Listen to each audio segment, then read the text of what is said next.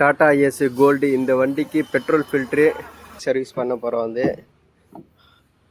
Oil ஊற்றுறதுக்கு உண்டான gap, gauge பார்க்குறதுக்கு அளவு பார்க்குறது கேஜு. அப்படியே கீழே நோக்கி பார்த்தீங்கன்னா கேஜுக்கு பக்கத்தில் வந்து ஆயில் ஃபில்ட்ரு கொடுத்துருப்பான், அதை வந்து மாற்றிடலாம். வந்து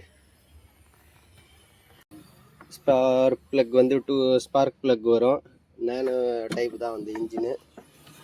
அப்படியே கீழ் நோக்கி பார்த்தீங்கன்னா வந்து பெட்ரோல் ஃபில்ட்ரு,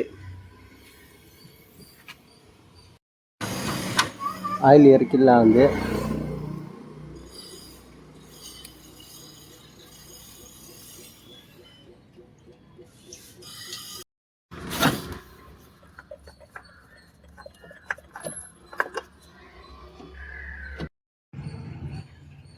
எக்ஸாக்டாக வந்து பேட்டரிக்கு பின்னாடி தான் வந்து பெட்ரோல் ஃபில்ட்ரு வருது.